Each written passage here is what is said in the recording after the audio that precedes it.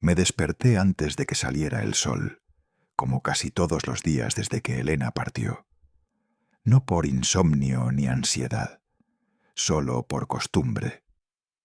El silencio de la madrugada me acompaña como un viejo perro fiel, y el café negro que preparo en la cafetera de peltre sabe igual desde hace 40 años. Mientras la primera taza humeaba en mis manos, salí al porche a regar los cactus.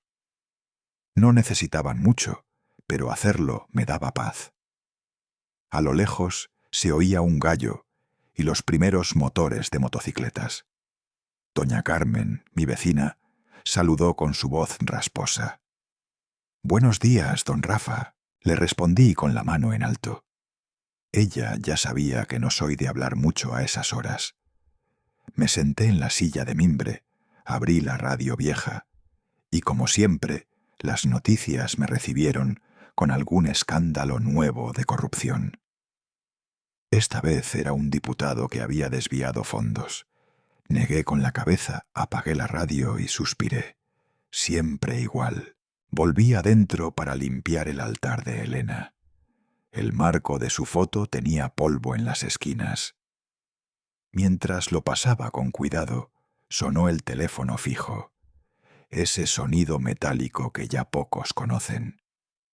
Lo dejé sonar 2 veces y contesté. «¿Don Rafael Vega?», preguntó una voz joven y apurada. «Sí, él habla». «Le llamamos de Banorte, señor. Es sobre su cuenta de retiro. Detectamos un retiro reciente por más de 3 millones de pesos. Me quedé en silencio. Pensé que debía haber un error. ¿Podría revisar de nuevo? Tal vez sea otra cuenta».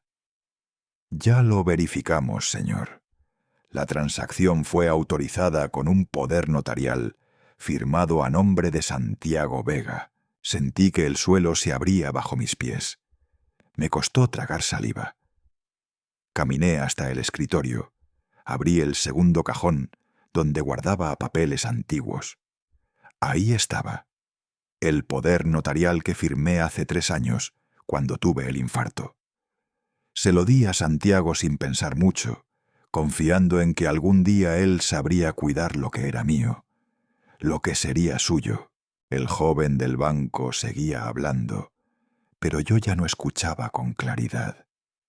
Apreté el teléfono contra la oreja y solo dije: «Gracias, no habrá más movimientos». Y colgué. Me quedé ahí un buen rato, sin moverme. Luego fui por el cuaderno verde de Elena. Ella solía anotar todo. Las cuentas, los gastos, hasta el precio de los tomates en distintos mercados. Gracias a ese cuaderno supe lo que tenía. Busqué los últimos registros y empecé a comparar con los movimientos bancarios. Ahí estaba. El dinero fue transferido a una empresa llamada Inversiones León. Me sonó familiar. Claro, Ramiro León, el padre de Lucía, la esposa de Santiago. Imprimí el estado de cuenta. Lo guardé junto con el poder notarial en un sobre que marqué con bolígrafo rojo. Confidencial. Lo metí en la gaveta del ropero, entre camisas que ya no uso. Más tarde, mientras sacaba tierra de los maceteros, doña Carmen volvió a aparecer del otro lado del cerco. «¿Me presta su pala, don Rafa?» «Claro, está en el cobertizo», le dije sin mirarla. Mi Arturo también se metió con gente de plata. Le prometieron el cielo y terminó en la calle. No respondí. Solo asentí. Su voz me llegaba como si hablara desde otra habitación. La cabeza me zumbaba. Al caer la tarde, volvió a sonar el teléfono. Esta vez era Santiago. «Papá, ¿cómo estás?» «Bien. Quería invitarte a la inauguración de la casa nueva de Lucía y su familia. Este sábado. Sería un honor que vinieras». Me quedé callado un momento. Luego pregunté: ¿El regalo que le diste a tu suegro salió del dinero que estaba en mi cuenta? Del otro lado hubo un silencio. Luego su voz bajó de tono. Papá, fue una inversión, una colaboración temporal. Tú sabes, negocios, todo está bien. Mentía. Lo supe en ese instante. Su voz temblaba como cuando era niño y se escondía una travesura. Le colgué sin despedirme. Esa noche saqué del armario el traje gris oscuro. Tenía olor a naftalina. Lo colgué en la terraza para que respirara. Luego limpié los zapatos que tanto le gustaban a Elena, los que siempre decía que me hacían ver más alto. Me detuve frente a la repisa. La foto de los tres. Elena en el centro, sonriente. Santiago con su toga de graduación. Yo con el uniforme militar. Le hablé a la imagen de mi esposa, bajito, como si ella aún me oyera. Elena, si estuvieras aquí sabrías qué hacer.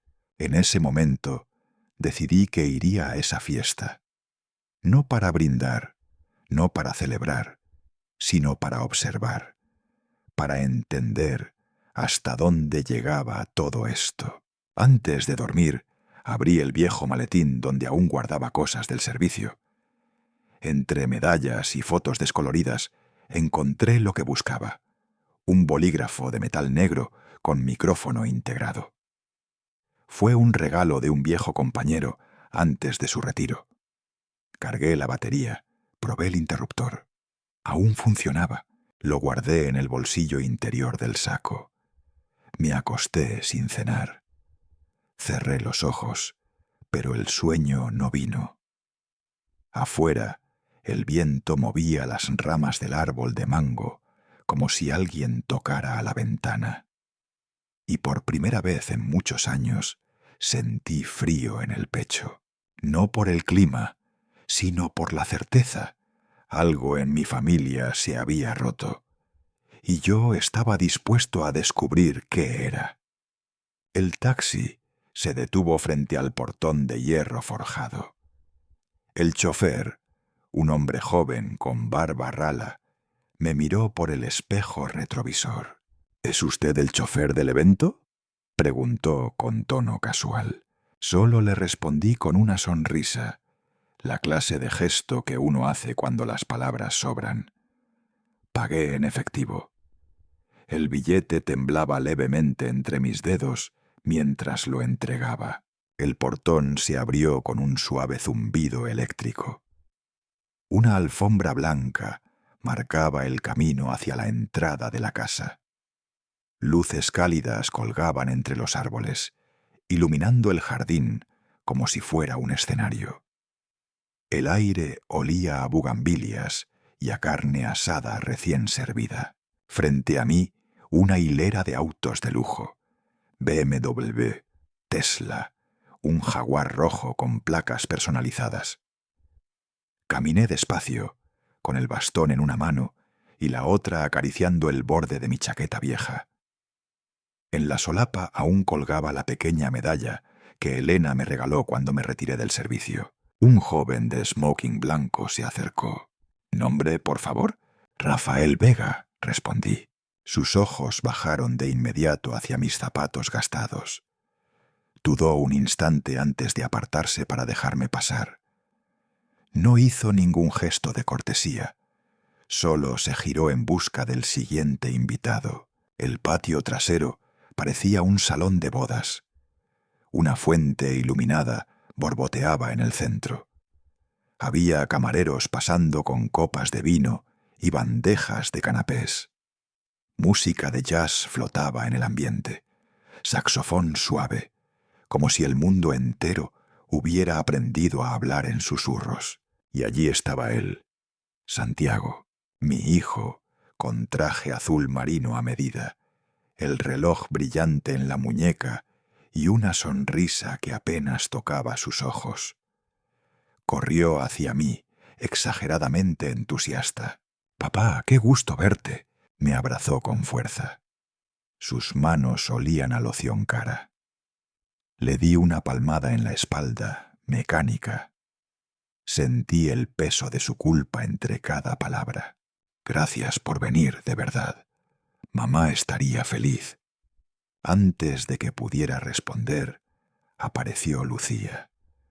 Su vestido era elegante, azul oscuro, y llevaba un collar de perlas finas. Me besó en la mejilla. «Buenas noches, don Rafael». Su voz era suave, pero sus ojos gritaban algo más. Tenía la mirada tensa, el gesto crispado, como si llevara horas ensayando cómo debía actuar. «Estás hermosa, Lucía», le dije, y noté cómo tragaba saliva. Quizá esperaba otro tono. Dentro de la casa, el lujo se volvía abrumador. Paredes de mármol, una araña de cristal que brillaba como el sol del mediodía. Un piano de cola negro decoraba un rincón, inmaculado, como si nadie se atreviera a tocarlo. Los invitados conversaban en voz baja, con copas de vino tinto y expresiones satisfechas. Me acerqué a la mesa principal. Camarones gigantes, quesos franceses, jamón serrano importado. El mantel era de lino puro. Un mundo que nunca me perteneció. Y entonces apareció él, Ramiro León, el patriarca. Traje gris claro, cabello perfectamente peinado hacia atrás, sonrisa medida como la de un político en campaña. «Don Rafael», dijo con voz firme, extendiéndome la mano. «Qué gusto conocer por fin al padre de Santiago. He oído que sirvió al país con honor. Eso es admirable». Apreté su mano brevemente. «Y he oído que usted sirve al capital con fervor. Eso también es notable». Él rió, como si mi respuesta fuera un chiste. «En esta casa la patria es la economía», replicó con orgullo, «y por eso el país se desangra», murmuré antes de apartarme. Más tarde, cuando la fiesta estaba en su punto más alto, Ramiro alzó su copa. «Quiero brindar por Santiago», anunció, «por su generosidad, su visión, y por el regalo que nos hizo a esta familia, un Mercedes último modelo. Eso es entender el poder. Eso es lealtad». Todos aplaudieron. Santiago sonrió, pero su sonrisa se torció apenas, como si algo le apretara por dentro. «Y pensar», añadió Ramiro con una mirada burlona hacia mí, «que hay quienes aún creen que el honor llena el refrigerador. No, señores, hoy solo el dinero habla». Las risas fueron como bofetadas. Me mantuve en pie, sin pestañear. Apreté el vaso de agua con fuerza. Una gota temblaba en el borde. «¿Usted también fue soldado?», preguntó una voz detrás de mí. Un hombre mayor, borracho, con la corbata suelta y mejillas rojizas. «Sinaloa y Chiapas», respondí. Él soltó una carcajada. «Puros pueblos olvidados. Ni siquiera vale la pena recordarlos». No contesté. Solo bajé la vista. Sentí cómo mi pecho se comprimía. En ese instante me di cuenta de lo solo que estaba entre aquella multitud. Fui a la cocina en busca de silencio. Allí estaba Lucía, de espaldas, bebiendo agua con las manos temblorosas. Cuando me vio, se acercó apresurada. «Don Rafael, yo no sabía nada del dinero, se lo juro. Yo creí que era dinero de inversiones legales». La miré fijamente. «No me jures nada, hija. Las palabras ya no tienen valor aquí.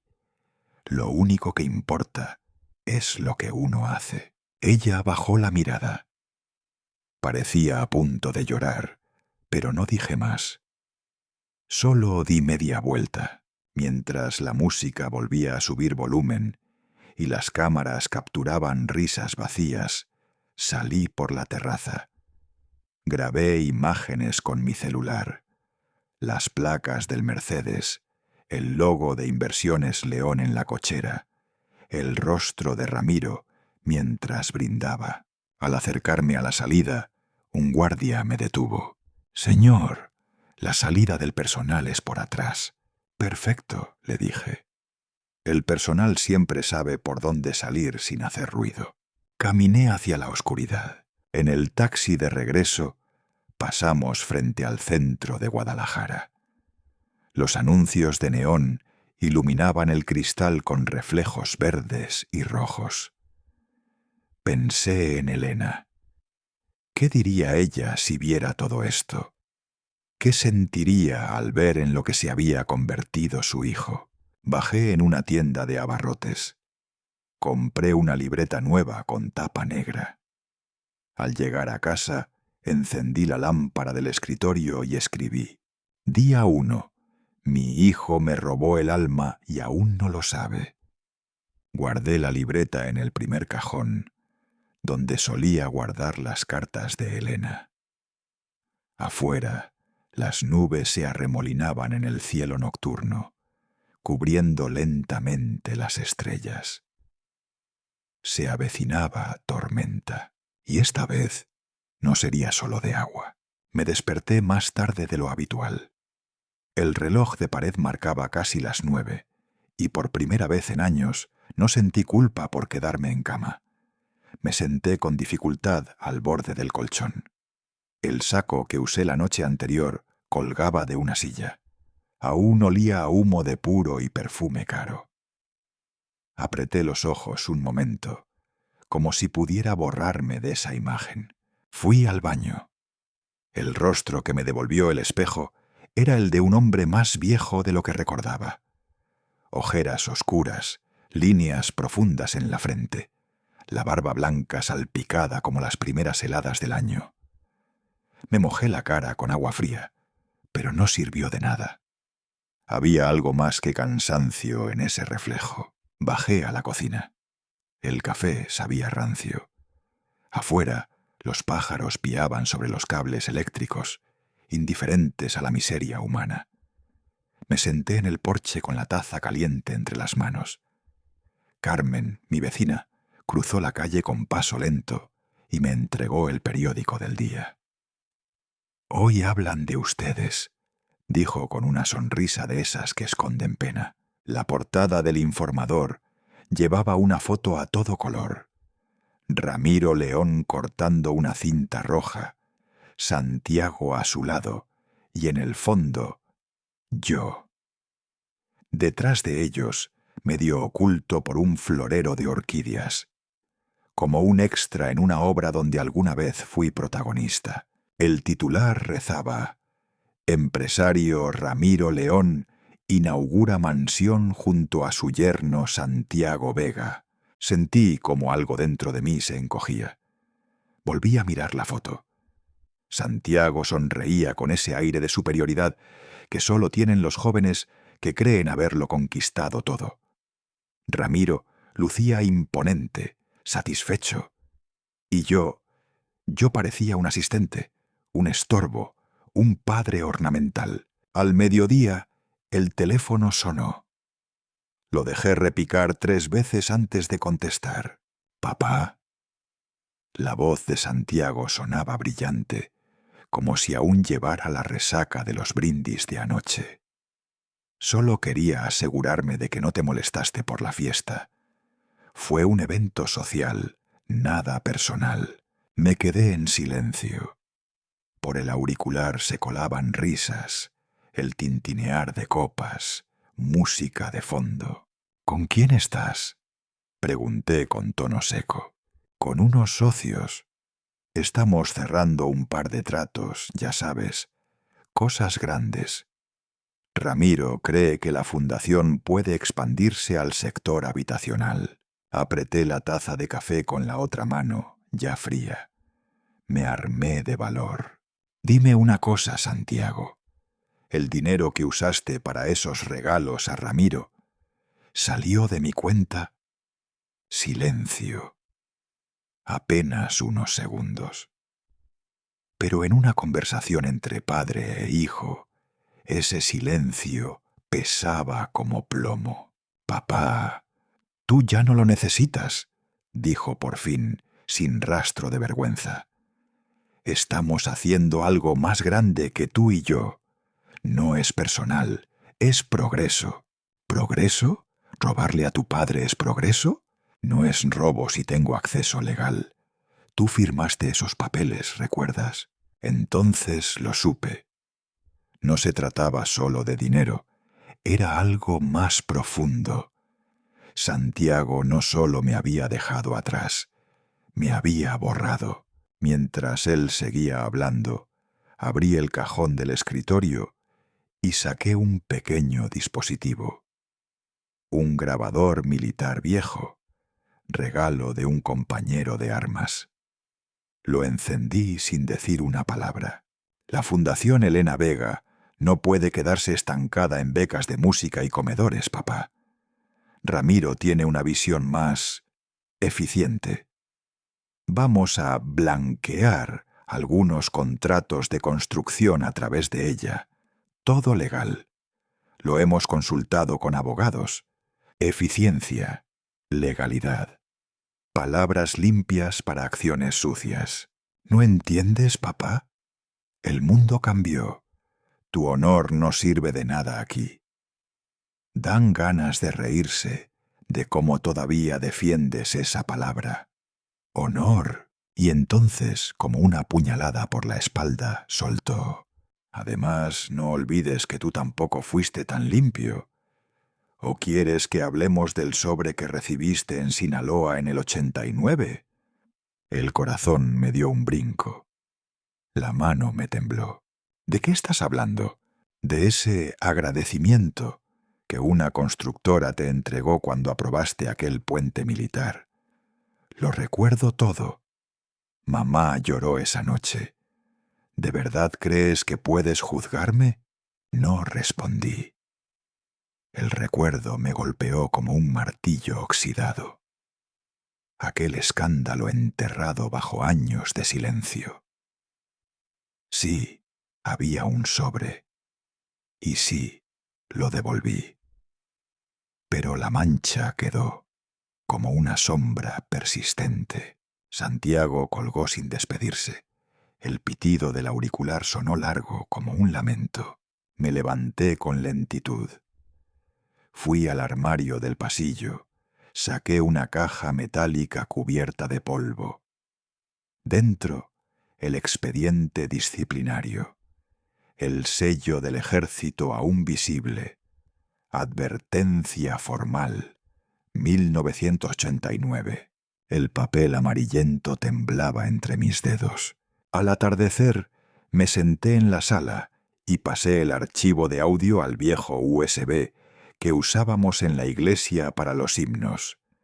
Lo envolví en un sobrecraft y escribí con marcador negro: «Si me pasa algo, entregar a la agente Jimena Vidal». Debajo, añadí a mano: «La verdad no se esconde en el silencio». Afuera, el sol se deshacía en rojo y polvo.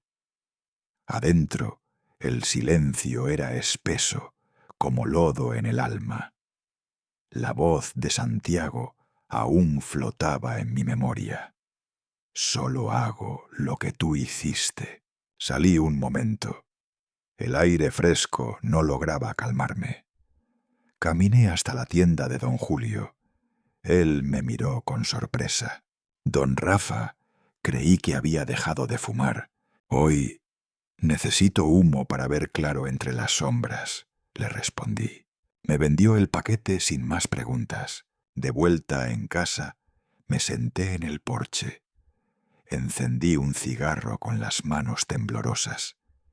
El primer tiro ardió en la garganta, pero también quemó algo más profundo: la vergüenza.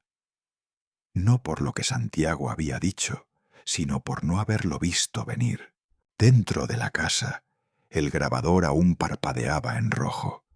Seguía grabando, pero ya no había voces. Solo el suspiro largo de un padre derrotado.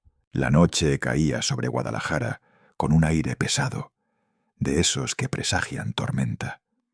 Caminé despacio hacia la central de autobuses con mi maletín de cuero viejo, el mismo que me acompañó durante media vida. Dentro llevaba el USB, los estados de cuenta, las fotos de la Mansión León y mi cuaderno nuevo, donde cada página era un pequeño testimonio de lo que me quedaba de dignidad. Compré el boleto para el autobús nocturno rumbo a Ciudad de México. La muchacha de ventanilla me sonrió sin reconocerme. En el pasado, cuando aún llevaba uniforme, las personas me miraban distinto. Ahora era solo otro viejo con mirada cansada y un billete arrugado en la mano. Me senté junto a la ventana. El motor rugió y la ciudad quedó atrás. Las luces de los barrios pobres parpadeaban como luciérnagas enfermas. En el asiento contiguo, un muchacho con corte militar observaba la carretera con la ilusión reflejada en los ojos. «Voy a enlistarme, señor», me dijo de pronto. «Quiero servir al país, como usted seguro lo hizo». Lo miré un instante. Su juventud me dolió en los huesos. «Hijo», le respondí con calma, «si vas a vestir el uniforme, no olvides esto. Mantén el corazón limpio, porque el traje se ensucia más fácil de lo que crees». Él asintió, sin entender del todo. Cerré los ojos. El traqueteo del autobús era el mismo sonido que escuchaba en los convoyes del ejército. Ruedas sobre grava, vida sobre filo. Dormité un rato, soñando con el olor del polvo y la voz de Elena llamándome a cenar. Amanecía cuando llegamos a la terminal del norte.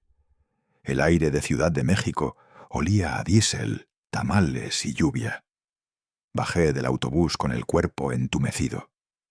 Caminé por la avenida, observando los puestos callejeros. Compré un tamal verde y un vaso de café de olla. La vendedora me preguntó si estaba de viaje. «Vengo a rendir cuentas», le dije, y no preguntó más. Crucé la ciudad en metro hasta el edificio gris del Ministerio de Justicia. Las paredes respiraban burocracia. En el tercer piso estaba la Oficina de Investigación Financiera. Me anuncié en recepción. Una joven con gafas preguntó mi nombre y me hizo esperar.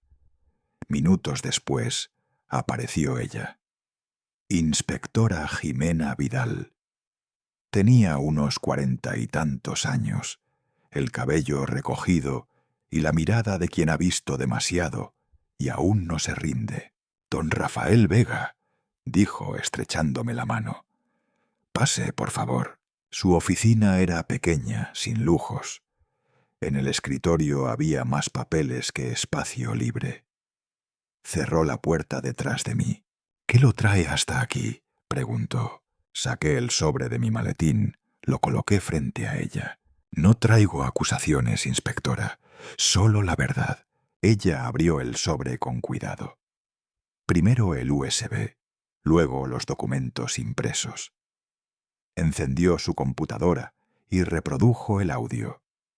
Durante varios minutos no habló. Solo su rostro fue cambiando, del escepticismo a la sorpresa, y de ahí a una seriedad fría. «¿Este es su hijo?», preguntó finalmente. Asentí. «Y el otro hombre, Ramiro León, empresario, ¿correcto?». «Correcto», respondí sin levantar la vista. Tomó notas rápidas, revisó las fotos de la mansión y los movimientos bancarios. «Si todo esto es auténtico, estamos frente a algo grande», murmuró. «Lo sé», contesté. «Por eso vine a pie». Nos quedamos en silencio unos segundos.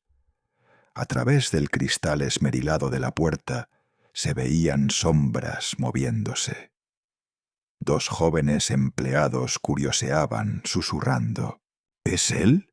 —dijo uno, creyendo que no lo escuchábamos. —El viejo del escándalo León. Jimena se levantó, cerró la puerta con un golpe seco y bajó la voz. —Escúcheme bien, don Rafael. Usted no me recuerda, pero yo sí. En Chiapas, hace 20 años, usted sacó a mi unidad de una emboscada. Les debía la vida a un hombre con su nombre. La miré sorprendido. Ella continuó. Le debo gratitud, pero no puedo protegerlo si esto se convierte en asunto político. Ramiro León tiene raíces en todos los ministerios. No busco protección, señora, le dije. Solo justicia. ¿Sabe lo que eso significa?, preguntó con amargura. Que lo dejarán sin nada.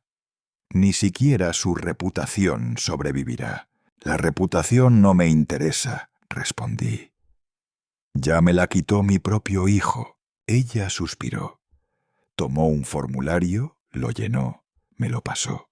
Si quiere seguir adelante, necesito su firma. Tomé la pluma. Mi pulso temblaba, pero la línea de mi firma salió recta, firme. «Impresionante», dijo. «Todavía tiene mano de soldado». «Un soldado no deja de serlo», contesté. «Solo cambia de trinchera». Al salir del edificio, el sol del mediodía quemaba. Caminé hasta el cruce. Frente a mí, un auto negro estaba estacionado. Dentro, 2 figuras inmóviles. Uno hablaba por radio. Fingí mirar mi reloj y crucé al otro lado sin apurarme. En la esquina entré a un restaurante pequeño. Uno de esos con mesas de plástico y olor a mole poblano. Pedí el menú del día y me senté junto a la ventana. A través del vidrio podía ver el auto aún allí. La mesera me sirvió arroz con pollo. Le pedí un agua de coco. Fingí leer el periódico mientras observaba el reflejo.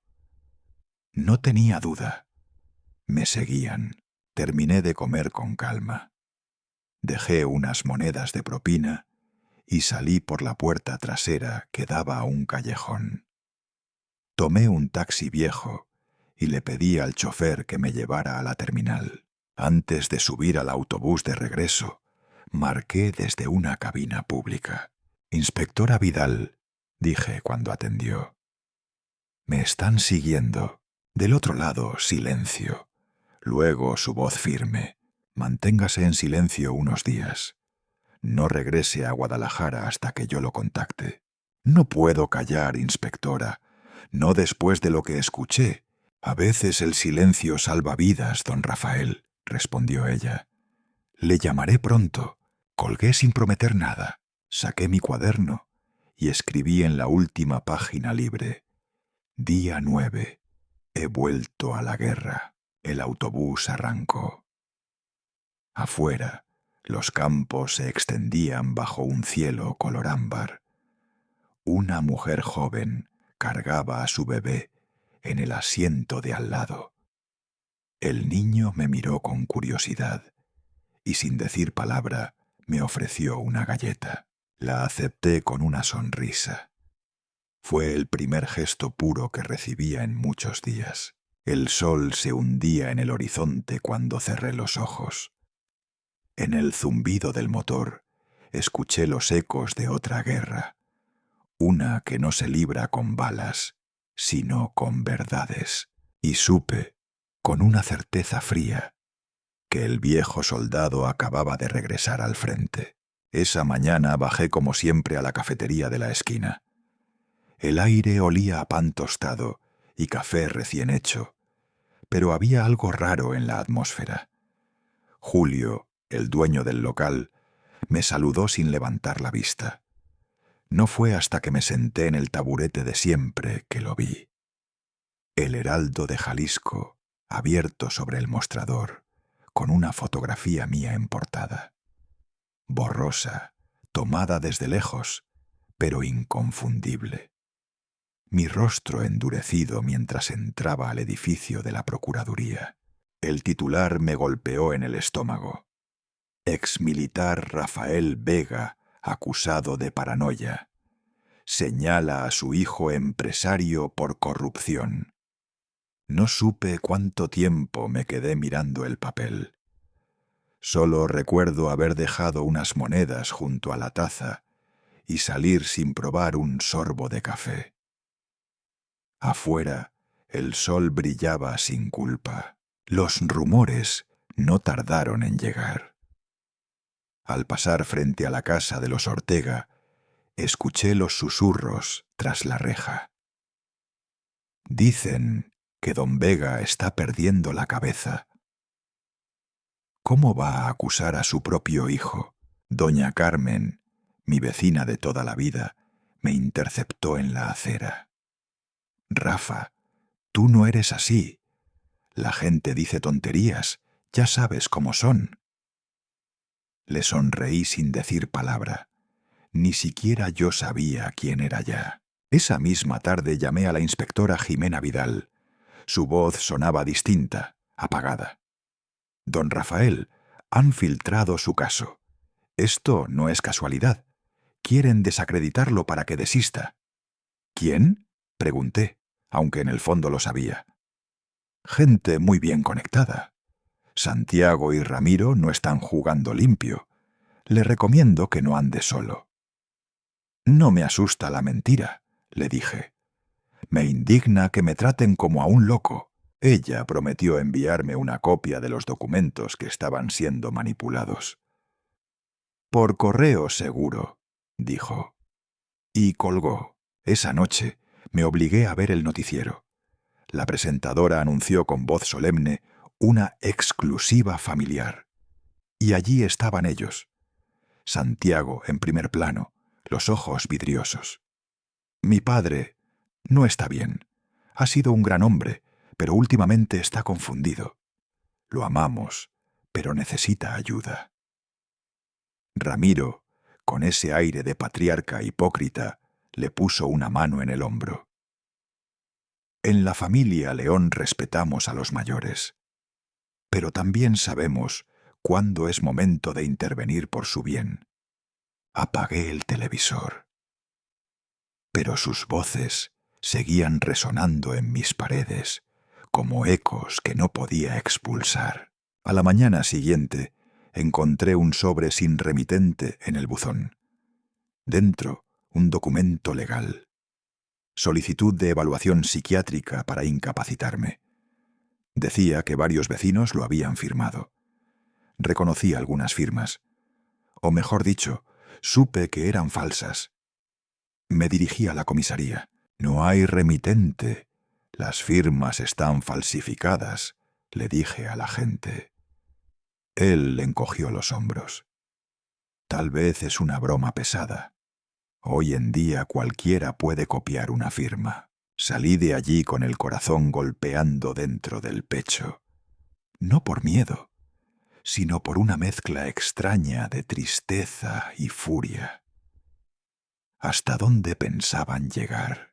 Esa noche, cuando apagué las luces, escuché el leve ronroneo de un motor frente al portón. Me acerqué a la ventana con cautela. A través de la rendija de la cortina vi un coche negro estacionado. 2 siluetas dentro. Me puse la chaqueta y tomé la linterna vieja. Apenas abrí la puerta, el coche aceleró y desapareció calle abajo, dejando una colilla encendida sobre el asfalto. Me agaché, la recogí con un pañuelo. En el filtro, las letras doradas. Hotel León. Me senté en la escalera del porche. No temblaba. Solo sentía el silencio más pesado que nunca. El domingo, como cada semana, fui a la iglesia de San Miguel. Me senté al fondo, donde siempre, entre los bancos gastados. Al terminar la misa, el padre Esteban me llamó con discreción a la sacristía. Rafael, tu hijo vino a verme. Me pidió que oráramos por ti.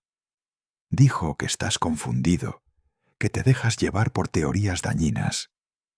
Lo miré a los ojos. Padre, no necesito rezos para saber que estoy en mi sano juicio. Lo sé, hijo, pero ellos no lo ven así.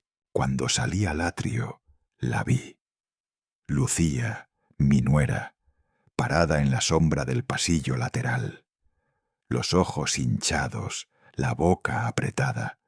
No se acercó, solo me miró y bajó la vista. Los días siguientes fueron una lluvia de pequeños golpes. En la tienda de don Julio me negaron crédito por primera vez en 30 años. No es nada personal, don Rafa.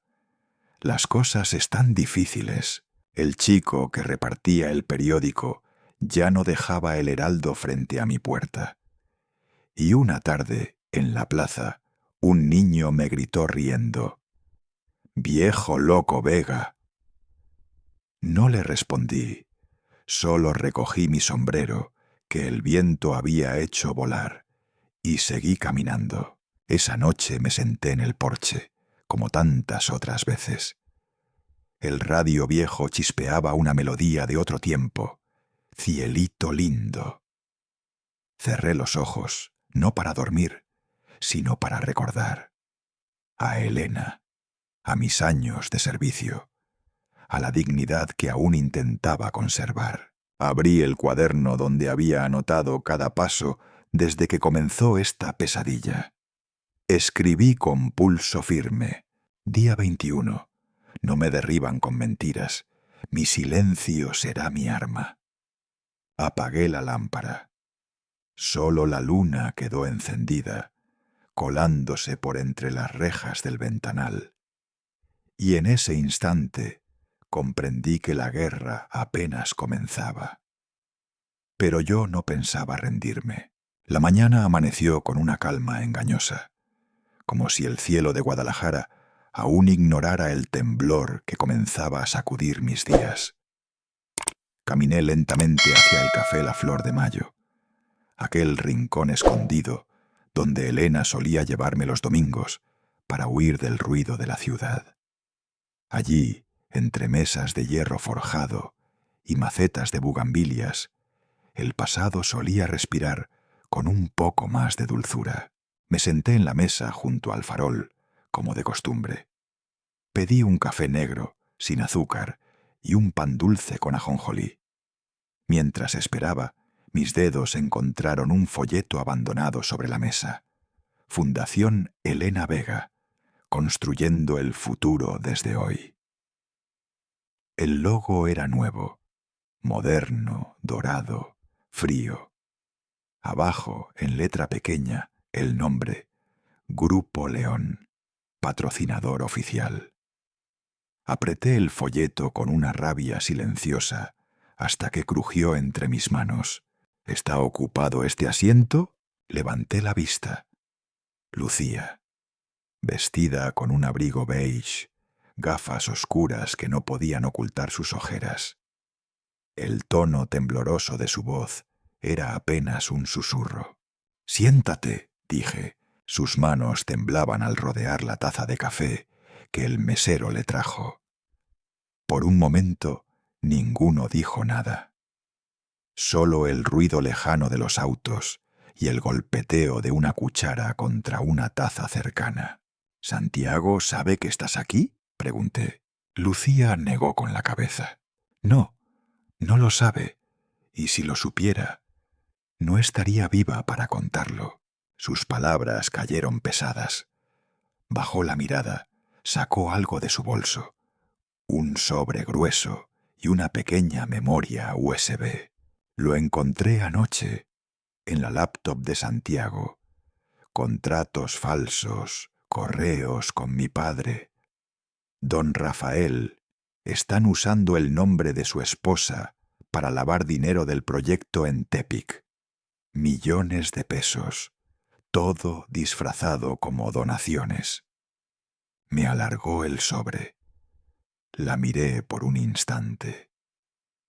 Tenía lágrimas contenidas, pero su mano no vacilaba. Tomé el sobre sin decir nada. Yo no sabía que había llegado tan lejos. Pensé que solo eran negocios sucios, no... Esto, en ese instante, noté al hombre de gafas oscuras en la mesa de al lado. No había tocado su taza de café.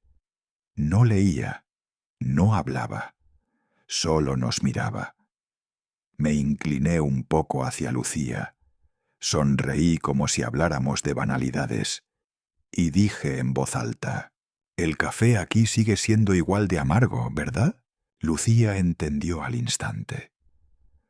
Con un movimiento suave, deslizó la USB en el bolsillo interior de mi chaqueta. Luego se terminó el café de un sorbo y se levantó. «Me tengo que ir», dijo, «pero gracias por escuchar. Nos levantamos juntos, pero tomamos caminos distintos». Ella regresó hacia su auto. Yo crucé la calle y entré en una vieja librería que Elena solía frecuentar. Fingí hojear revistas viejas mientras, a través del vidrio polvoriento, observaba cómo el hombre se levantaba y la seguía. Unos segundos después, oí un ruido sordo. El neumático delantero del coche de Lucía había sido reventado. Vi cómo se agachaba con frustración.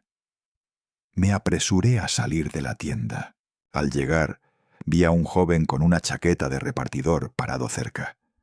Tenía el teléfono en una mano y una bolsa en la otra. Al notar mi presencia, se alejó apresuradamente. Algo cayó de su bolsillo. Me agaché y recogí el papel.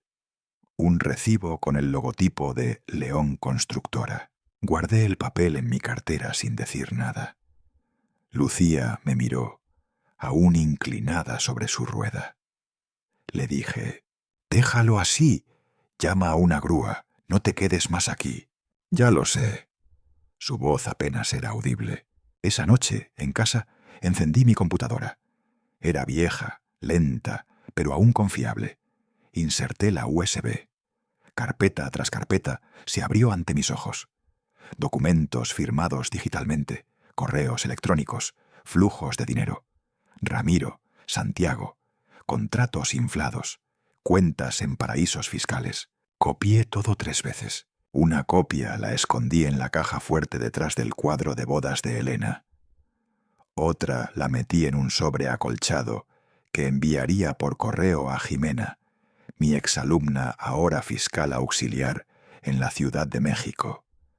La tercera la coloqué en un sobre con cruz de cera roja y lo deposité en el buzón de la iglesia San Miguel, donde el padre Esteban me debía más de un favor. A medianoche sonó el teléfono. Don Rafael, Lucía, su voz estaba quebrada. «Me están buscando». Santiago no contesta. Ramiro me dejó un mensaje sin palabras. Solo una foto. Mía en el café con usted. Me voy esta noche, pero antes necesitaba que supiera algo. Dime, aún amo a Santiago, pero ya no puedo amar al hombre en el que se ha convertido. Guardé silencio. Luego respondí: «Vete, hija. A veces el amor también tiene que huir para poder seguir vivo». Colgué. Me quedé mirando la ciudad desde la ventana. Las luces se perdían en la distancia, temblando como verdades a punto de salir a la luz. Un trueno resonó a lo lejos. Las primeras gotas de lluvia comenzaron a caer, pesadas, gruesas, como si el cielo también quisiera hablar. Sobre la mesa, junto a mi taza de café frío, abrí el cuaderno de Elena. En la última página escribí: «Día 27, el enemigo sangra por dentro». Aflojé el nudo de mi corbata. La guerra no había terminado. Apenas comenzaba. Y esta vez no habría trincheras ni fusiles. Solo verdades. Verdades que duelen más que las balas. Esa mañana me desperté con el canto de los gorriones y el olor al café recién hecho que había dejado programado desde anoche. La casa, como siempre, estaba en silencio. Pero aquel silencio no era el de la paz, era el de la marea que retrocede antes de la tormenta. Encendí el televisor sin pensarlo mucho, buscando un poco de ruido que llenara el vacío. Pero ahí estaba. La voz seria del presentador de noticias leyó el titular con una sonrisa casi burlona. El Grupo León presenta una demanda formal contra el exmilitar Rafael Vega por difamación y manipulación de pruebas.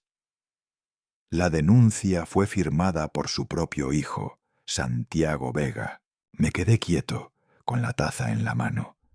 El café temblaba. No dije una palabra. Apagué el televisor. Me fui al porche y me senté. Los gorriones seguían cantando, ajenos al hecho de que mi hijo acababa de disparar el primer cañonazo. Mi celular vibró. Era Jimena. El mensaje corto y seco. Atacaron primero. Mantén la calma. Estoy en contacto con el juzgado. Abrí mi libreta y escribí. Día 33. Dispararon primero. Eso significa que tienen miedo. A media mañana, un periodista tocó a la puerta. Traía la cara de esos que creen que la desgracia ajena es una buena historia. ¿Don Rafael Vega? Preguntó con voz educada, pero mirada depredadora. Si busca la verdad, le dije, lleve su micrófono a la cárcel cuando todo esto acabe. Y cerré la puerta. Me senté en la cocina, frente al plato de frijoles que había preparado temprano. No tenía hambre, no tenía rabia. Lo que sentía era algo peor, decepción. Dolía distinto cuando venía de sangre propia. Por la tarde tocaron de nuevo. Esta vez era un joven con traje claro y una carpeta en la mano. Se presentó como Esteban Torres, abogado. Soy amigo de Jimena, dijo con una sonrisa sincera. Mi padre siempre habló de usted. Usted lo ayudó en Chiapas en el 94, ¿recuerda? Lo miré de cerca. Tenía los ojos de su padre, ese mismo brillo noble. Recordé aquella operación de rescate en la sierra. Yo era comandante, su padre un civil atrapado en fuego cruzado. Casi muere. Vengo a devolverle el favor. Seré su abogado, gratis, y no acepto que me diga que no. Me reí por primera vez en días. Entonces te quedas a cenar. Hoy hay tortillas y frijoles con queso. Nada lujoso, pero es comida honesta. Esteban asintió. Y cenamos como dos viejos conocidos, hablando de justicia, como quien habla de un viejo amor perdido. Esa misma noche, Jimena nos citó en la cantina Cruz Roja, un lugar modesto pero discreto. En una mesa del fondo, desplegó su carpeta. Tenemos pruebas claras de que Ramiro usa una empresa en Tepic para mover dinero a Panamá y Suiza, dijo apuntando a los documentos. Ya contacté a un juez de control. Con esto y la grabación que me dio, podemos pedir orden de arresto preventiva. ¿Y Lucía? Pregunté. Jimena me miró, bajó la voz. La grabación demuestra que ella sabía del fraude, pero aún no podemos probar si participó o fue manipulada. Si colabora, puede ser testigo clave. Saqué el sobre con la nota de Lucía. Esa que me dejó meses atrás, llena de palabras cortas y manos temblorosas. No la mostré, no aún. Todavía quería creer que mi hija, mi Lucía, no era parte del veneno. Al salir de la cantina, la calle estaba casi vacía. Solo los faroles parpadeaban. Caminábamos tranquilos cuando dos hombres con gorras nos cortaron el paso. Uno fue directo hacia Jimena, intentando arrancarle la carpeta. El otro se me acercó rápido. No pensé, fue instinto. Le metí el bastón entre las piernas y le ganché el brazo con una rapidez que ni yo sabía que aún tenía. Esteban, más ágil, le lanzó una botella de agua a la cara al segundo. Ambos tipos huyeron sin lograr llevarse nada. Jimena temblaba. La abracé sin decir nada. Cuando me soltó, tenía lágrimas en los ojos, pero el maletín apretado contra su pecho. Ahora sí, le dije. Ahora empezó la verdadera guerra. 2 días después, un canal local me invitó a una entrevista. Acepté. Fui con mi camisa blanca más limpia, la que usaba cuando acompañaba a Elena a misa. Frente a las cámaras no temblé. No busco dinero, no busco fama. Solo quiero que el nombre de la mujer que amé no termine manchado por las mentiras de quienes debieron protegerla. Mi voz se quebró al final. No por debilidad, sino por respeto. Por Elena, por la verdad. El video se viralizó. Gente comenzó a comentar, a preguntar por qué Ramiro nunca había mostrado sus declaraciones de impuestos. Algunos medios independientes empezaron a investigar por cuenta propia, pero la contraofensiva no tardó. Ramiro convocó una rueda de prensa con toda la pompa. Mostró un archivo amarillo con letras grandes. Caso Vega, 1989. Viejas acusaciones. Un sobre con dinero que supuestamente recibí por liberar a un detenido. Un escándalo que nunca llegó a juicio, pero que me costó el ascenso en aquel entonces. Y ahí, en cadena nacional, Santiago, mi hijo, rompió lo que quedaba de mi esperanza. Sigo amando a mi padre, pero no puedo defender a un hombre que construyó su moral sobre una mentira. Me quedé en la sala. La televisión brillaba en la penumbra. En mi mano, el vaso de agua temblaba igual que aquella taza de café. Solo que esta vez me ardía más en el pecho. Esa noche, Jimena vino sin avisar.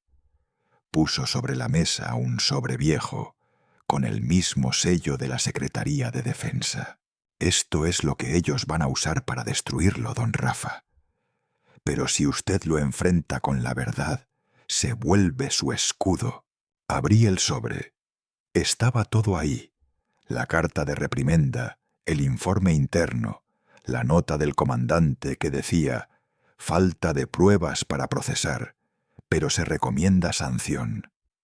Suspiré. Sí, cometí un error. Me ofrecieron un sobre y lo tomé. Pero cuando descubrí que era un soborno, lo devolví. Aún así, pagué el precio. No quise manchar el nombre de Elena, por eso callé. Miré a Jimena a los ojos. Ya no más secretos. Es hora de limpiar todo, aunque duela. Firmé la declaración. Acepté reabrir el expediente.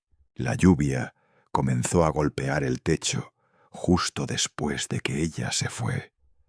Me senté en mi sillón de siempre, abrí mi libreta y escribí. Día 33. La verdad cuesta más que el dinero, pero limpia mejor. Cerré la libreta, cerré los ojos y por primera vez en semanas descansé. Me desperté a las 5 en punto. No necesitaba alarma. Mi cuerpo, como si recordara por sí solo la importancia del día, me empujó a abrir los ojos en medio de la penumbra. María, mi fiel María, llegó temprano con su paso corto y firme. Traía el traje gris que Elena había comprado para mi cumpleaños número 60 y baúl de recuerdos. Una corbata negra, mi anillo de bodas y el pañuelo blanco con mis iniciales bordadas. Me sirvió café sin azúcar y una rebanada de pan tostado con mantequilla, como en los viejos tiempos. «Hoy es el día, don Rafa», me dijo sin mirarme, pero con la voz temblando.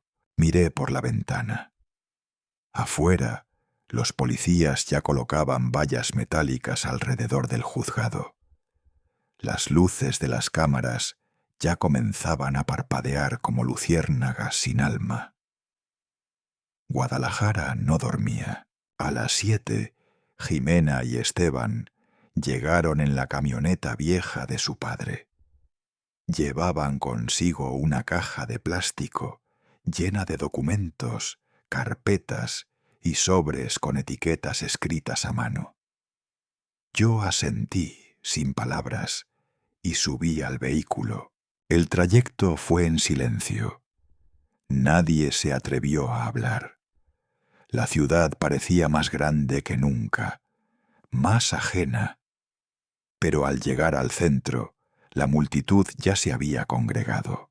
Periodistas, camarógrafos, curiosos, todos con los ojos bien abiertos. A medida que avanzábamos hacia la entrada lateral, una voz gritó desde detrás del cordón de seguridad. «¿Don Rafael se arrepiente de haber denunciado a su propio hijo?» Me detuve, lo pensé por una fracción de segundo y respondí.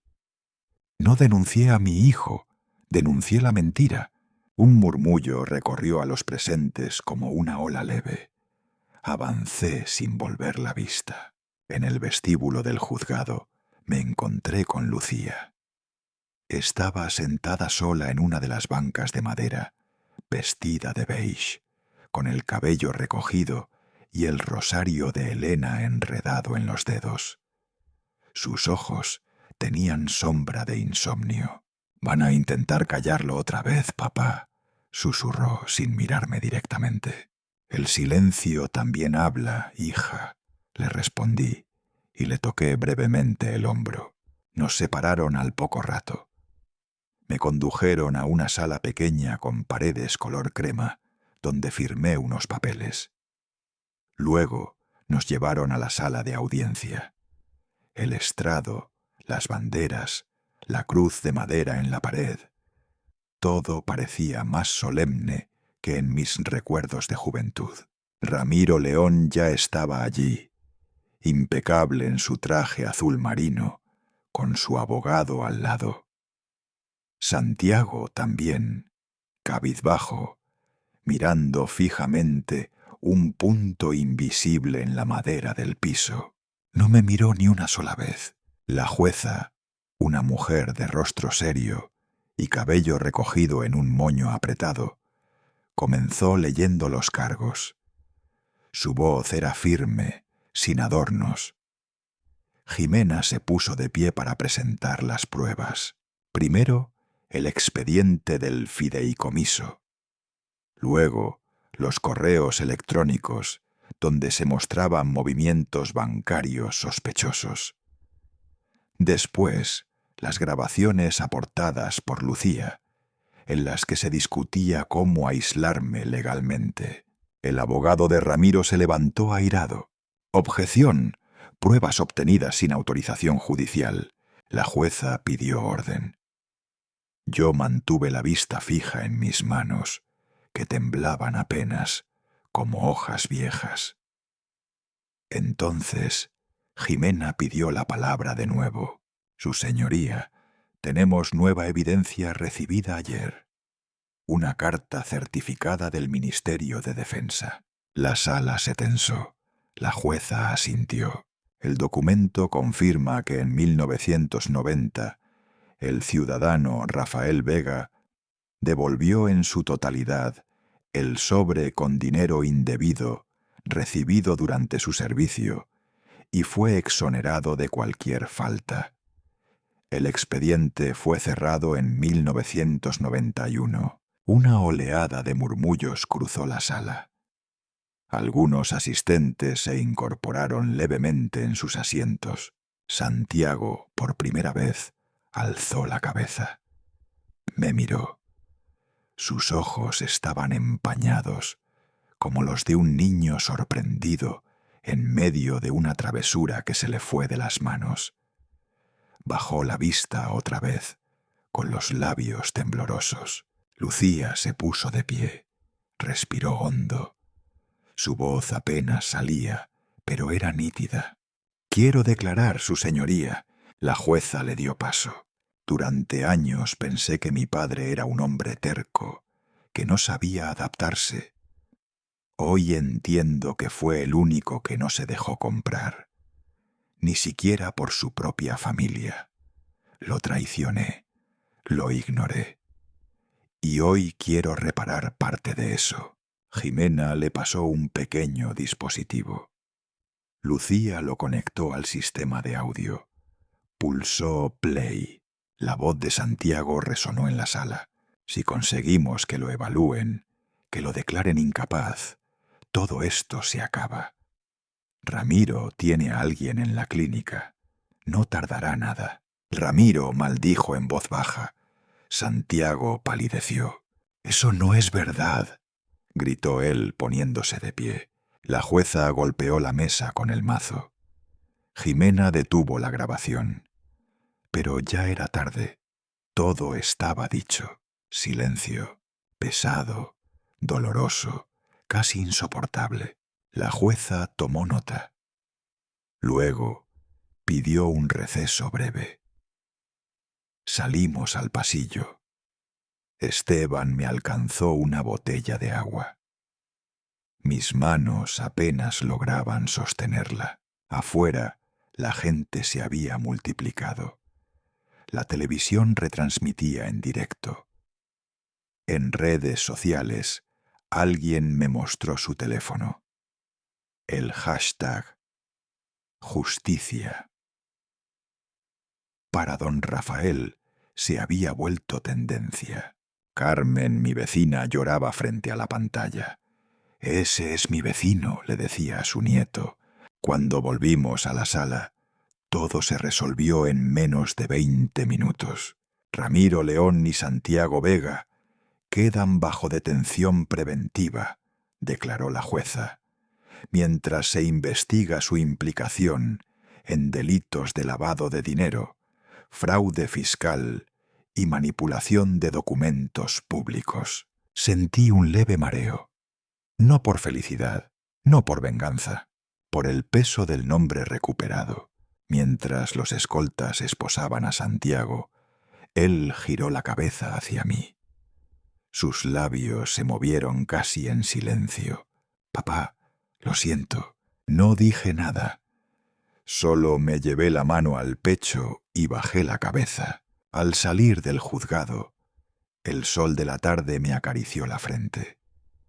Era un sol cálido, casi primaveral, como si el universo me dijera que, aunque tarde, la verdad aún florece». Jimena se acercó sonriendo con cautela.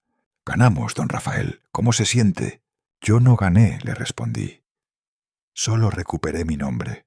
Esa noche encendí una vela frente al altar de Elena. La llama titilaba suavemente, proyectando su rostro en la fotografía. Me pareció que sonreía. Abrí el cuaderno. Día 41. Mi hijo cayó, pero aún no está perdido. Cerré el cuaderno. Apagué la luz. Me fui a dormir. Por primera vez en muchos años, en paz. Después del juicio, el aire en el barrio parecía más liviano. Volví a caminar por la calle Libertad, como solía hacer antes de todo este enredo. Esta vez los vecinos ya no bajaban la mirada. Al contrario, me saludaban con una mano alzada. Algunos con una sonrisa tímida, otros con palmadas en la espalda. «Don Rafael», me llamó doña Carmen desde su puesto de tamales. «Hoy los hice sin chile, como le gustan a usted». Me los tendió envueltos con cuidado. Yo sonreí, asintiendo con gratitud, mientras los guardaba con esmero en una bolsa de manta. «Gracias, Carmen. Hoy los voy a llevar al cementerio». Elena siempre decía que los suyos eran los mejores. Ella se santiguó, murmurando: «Que en paz descanse, señora Elena, y que Dios siga dándole fuerzas a usted, don Rafa». En el periódico del día, mi nombre ocupaba una columna entera. Don Rafael Vega, ex militar, absuelto tras juicio contra la familia León. Un caso que sacudió a Guadalajara. No lo compré, no lo quise leer, pero lo vi. Vi mi nombre escrito ahí, como si por fin alguien hubiese limpiado el polvo de mi historia. Ese mismo día decidí pasar por la iglesia de San Miguel. Había algo en mí que necesitaba agradecer. El padre Esteban me vio entrar y vino a mi encuentro con los brazos abiertos. «Conservaste la fe, hijo», me dijo, apretándome entre sus manos gruesas. O quizás fue la fe la que me conservó a mí, padre. Encendí una vela frente a la Virgen. Cerré los ojos por un momento y recé sin palabras. Al girarme, vi un pequeño buzón de madera al lado del altar, con el letrero: «Donaciones y plegarias». Algo me llamó. Me acerqué. Entre los sobres doblados y anónimos, uno sobresalía. Era de papel viejo, bordes gastados, y en el centro, escrito con tinta azul, ya algo deslavada: «Para ti, Rafael». Mis manos temblaron. El trazo de la letra E era inconfundible. La conocía como se conoce un rostro amado. Era la letra de Elena. Volví a casa con el sobre guardado, como si fuese una reliquia. No lo abrí de inmediato. Me preparé un café. Cerré las cortinas. Apagué la televisión. Y solo entonces, con la casa en completo silencio, lo abrí. Adentro había una carta amarilla por los años y una foto que me hizo doler el pecho. Elena, joven, en el jardín, riéndose mientras sostenía un girasol. Tomé asiento, desplegué con cuidado la hoja y leí: «Rafael, si algún día lees esto, es porque lo peor ya ha pasado. O al menos eso espero. Yo sé que cometimos errores. Tú, yo y también nuestros hijos. Pero si algún día Santiago se pierde, no lo odies. Recuérdalo. Sus errores son también una herencia de nuestras fallas. Perdónalo si puedes. Guíalo si aún te escucha. Y no dejes que la rabia te quite lo único que aún vale la pena: el amor». Y, al final, con otra tinta, como un añadido escrito después, leí: «Yo creo, Rafael, que al final siempre elegirás la luz». Me cubrí la cara con la mano. No lloré. O tal vez sí. No lo sé. Solo recuerdo el silencio espeso y el sonido de mi propio aliento temblando. «Siempre supiste más que yo, Elena», murmuré. Días después fui a ver a Santiago. Ahora estaba en el reclusorio de Guadalajara, esperando otro proceso judicial por su participación en el fraude. Pedí verlo. Tuvieron que revisar mis datos, pero cuando el guardia escuchó mi nombre, me miró distinto. «¿Usted es don Rafael Vega?», preguntó. Asentí. «Leí sobre usted. Lo que hizo da esperanza, señor». Me quedé en silencio. Solo le estreché la mano y respondí: «La esperanza no tiene edad, hijo». Santiago apareció al otro lado del vidrio. Más delgado, con la barba descuidada, los ojos apagados. Tomó el auricular. «¿Por qué viniste?», preguntó sin fuerza. Le mostré la carta, solo el sobre. «Tu madre dejó esto para mí. Me pidió que no te odiara, y no lo hago». Se le llenaron los ojos de lágrimas. «Lo arruiné todo, papá. Me perdí. Y tú, aún así, porque soy tu padre, Santiago. No estoy aquí para ganar, estoy aquí para que te levantes. Por un instante vi en sus ojos al niño que me pedía ayuda cuando se caía en el parque. Esa noche, ya de regreso, me sorprendió la visita de Lucía. «Traje esto», dijo tendiéndome una caja de madera oscura. Era de mamá.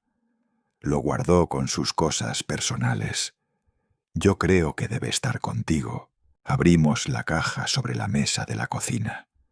Dentro había cuadernos, papeles antiguos, recibos.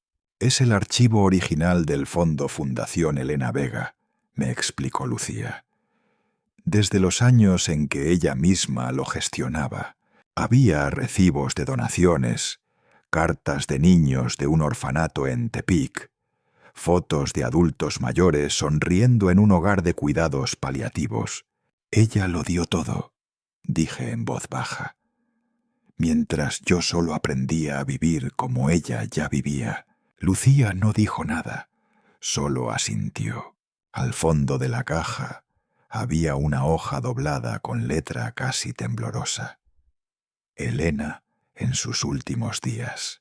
Si alguien encuentra esto, por favor, continúe con este proyecto bajo el nombre Casa de la Luz. Un lugar donde el amor no necesita ser justificado». Leí esas palabras en voz alta. Lucía levantó la vista. Asintió con decisión. «Lo haremos». Aquella noche colgué de nuevo el retrato de Elena en la sala. Le busqué un lugar junto a la ventana donde la luz del farol le diera en el rostro. Encendí la radio. Justo en ese momento comenzó a sonar un viejo bolero. «Bésame mucho», la misma canción con la que bailamos en nuestra boda, con la que nos reconciliábamos en silencio, con la que ella, a veces, lavaba los trastes tarareando bajito. Me senté con mi cuaderno, abrí una página nueva y escribí: «Día 52. Ella me habló otra vez, sin voz, sin cuerpo, pero con verdad». Apoyé la pluma, cerré los ojos, y por primera vez en mucho tiempo no sentí frío, sentí luz. El sol de primavera se alzó con suavidad sobre los tejados rojizos de Guadalajara. Las bugambilias del patio trasero abrían sus flores lentamente, y el aire tibio olía a pan recién horneado desde la panadería de la esquina. Me puse la camisa blanca que Elena tanto cuidaba cuando aún vivía, abotonándola con calma. En el bolsillo izquierdo prendí mi insignia de veterano, ahora envejecida, como yo. Pero aún brillaba, como si se negara a dejar de hablar. Frente a mí se alzaba el edificio recién pintado de amarillo claro, la Casa Cultural San Elena. Nunca creí que aquel nombre llegaría a vivir más allá de las paredes de mi casa. Pero ahí estaba, grabado en una placa de bronce. «Fundación Elena Vega, Casa de la Luz». Pasé los dedos sobre las letras con un respeto silencioso, como si al tocarlas pudiera sentir la piel de ella una vez más. El patio de entrada se llenaba poco a poco. Vecinos, niños de escuela con uniformes bien planchados, excombatientes con sus bastones de madera y algunos frailes de la parroquia cercana. Carmen, con su delantal floreado, organizaba la mesa de tamales y horchata, murmurando instrucciones con esa voz dulce y mandona que sólo ella tiene. Un grupo de mariachis ensayaba bajo la sombra de un árbol de jacaranda. Al primer acorde de Cielito Lindo, algunos niños comenzaron a aplaudir sin saber por qué, y yo sonreí. El pueblo, a pesar de todo, seguía vivo. Lucía subió al pequeño estrado. Llevaba un vestido azul cielo que le caía como un suspiro. Su voz, temblorosa al principio, fue tomando fuerza. Gracias por estar aquí. Esta fundación revive no solo gracias al dinero, sino por algo más profundo, la verdad. Y esa verdad volvió a nosotros gracias a la firmeza de una sola persona. Volteó hacia mí. Mi padre, don Rafael.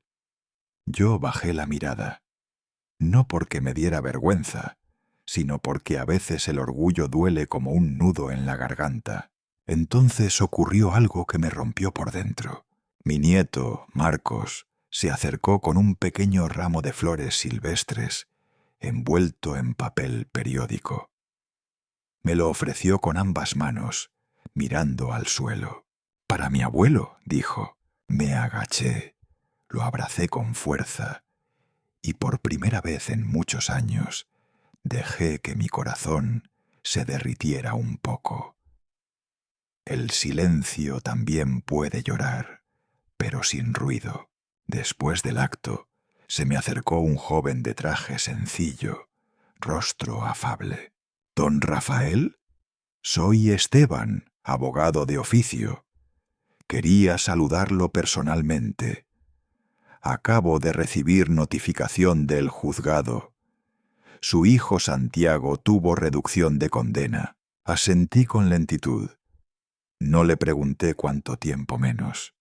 No era eso lo que importaba. «¿Colaboró?», pregunté sin mirar al muchacho. «Sí, señor», declaró toda la red de corrupción de Ramiro León.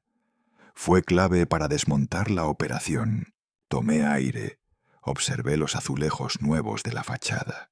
Tal vez al fin entendió que el silencio, cuando es cómplice, pesa más que cualquier celda. Esteban asintió en silencio. Luego me entregó un sobre cerrado. «Llegó esta carta para usted desde el reclusorio. Era de Santiago». Lo reconocí de inmediato por la letra temblorosa, escrita con lápiz azul. Decía: «Papá, no espero perdón. Solo quiero hacer lo correcto, aunque tarde. He pedido que mi salario del taller penitenciario sea transferido cada mes al fondo de la Fundación Elena. No es mucho, pero es algo». Guardé la carta sin responder. Solo la doblé con cuidado y la coloqué en el estante de mi biblioteca, entre los libros de Elena. No por lástima, sino porque en ese gesto había algo parecido al arrepentimiento. Al atardecer me llamaron para decir unas palabras en la ceremonia. Subí al estrado, pero no preparé discurso, ni falta hacía. Hoy no tengo mucho que decir. He aprendido que el silencio también es un lenguaje. Pero ese silencio solo vale cuando antes se ha dicho la verdad. No esperé aplausos, pero llegaron. Tampoco esperaba sentirme ligero, pero así fue, como si todo el peso de los últimos meses se hubiese convertido en aire. Después del evento, entré solo a la sala de exposición. La habitación de Elena la llamaban.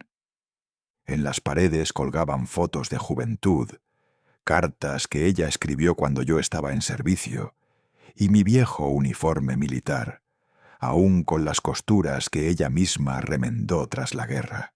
Un niño de unos 12 años, con la cara pecosa, se me acercó curioso. «¿Usted perdonó a su hijo?».